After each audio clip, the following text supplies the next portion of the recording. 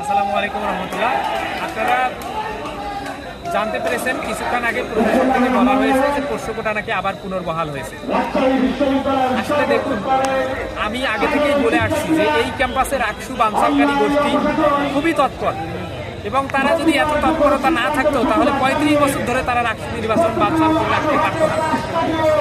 এখন যখন দেখছে আর কয়েকদিন পর আকসু নির্বাচন হয়েই যাচ্ছে, তখন তারা সর্বোচ্চ চেষ্টা হিসেবে এমন একটা ইস্যুকে, মীমাংসিত ইস্যুকে আবার সামনে নিয়ে আসছে, যেটাতে শিক্ষক, শিক্ষার্থী এবং কর্মকর্তা কর্মচারী সবাই ত্রিমুখী অবস্থানে চলে আসে। তো এটাই আকসু বানচালকারী গোষ্ঠীর তৎপরতা। আমাদের সবাইকে সাবধান থাকতে হবে। পোষ্যকোটা নিপাত একবার গেছে, আর কখনো ফিরিয়ে আনা যাবে না, এবং আকসু নির্বাচন 25 তারিখেই সংগঠিত করতে হবে বলে আমরা মনে করছি। একটা বিষয় হচ্ছে যে আপনারা যখন আজকে এখানে অবস্থান করেন, বিভক্ত আরেকটা এখানে একই দাবিতে অবস্থান করে,